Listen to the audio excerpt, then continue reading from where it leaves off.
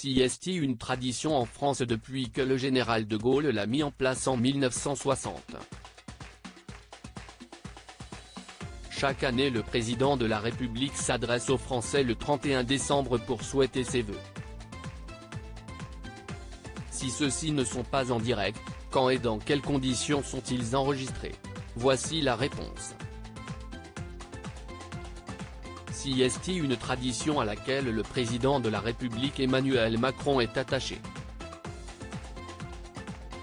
Contrairement à l'interview du 14 juillet, dont il a décidé d'y mettre un terme, l'actuel chef de l'État a continué, comme tous ses prédécesseurs, la tradition des vœux du Nouvel An instaurée par le général de Gaulle en 1960. Ces vœux pour l'année 2020 ont d'ailleurs battu un record, celui des vœux les plus longs, avec une durée de pas moins de 18 minutes. Le président de la République avait dû défendre sa réforme des retraites, en pleine période de contestation sociale avec la crise des Gilets jaunes.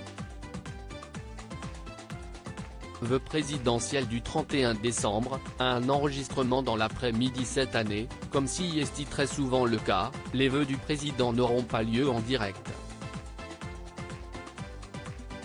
Ceux-ci sont enregistrés dans l'après-midi avant d'être diffusés à 20h, heure avec la plus grande écoute, juste avant les journaux télévisés des différentes chaînes. Plusieurs raisons expliquent ce choix. Il y a évidemment une volonté de pouvoir se reprendre ou refaire une scène en cas de bafouille ou de lapsus. Enfin, dans une logique d'inclusivité pour tous les Français, ce délai avant la diffusion laisse le temps de préparer des sous-titres ou un doublage en langue des signes pour les malentendants sans la moindre erreur.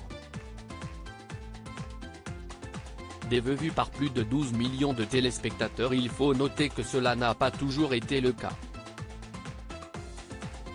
Ainsi, les présidents de la République François Mitterrand et Nicolas Sarkozy avaient choisi l'exercice du direct pour présenter leurs vœux, respectivement en 1988 et 2007. Le président Macron devrait à nouveau choisir de présenter les vœux depuis son bureau officiel. Seul le président Valéry Giscard d'Estaing avait choisi de déroger à cette habitude. En 1974 et en 1975, il avait fait cet exercice devant un feu de cheminée. Il avait même associé sa femme, la première dame Anne-Yvonne Giscard d'Estaing pour les vœux de l'année 1976. Celle-ci est à ce jour toujours la seule personnalité à avoir partagé des vœux officiels avec un président français.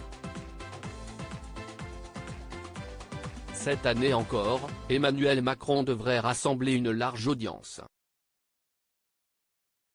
Toutes chaînes confondues, après un record battu en 2021, plus de 12 millions de personnes avaient assisté à ses vœux en 2022.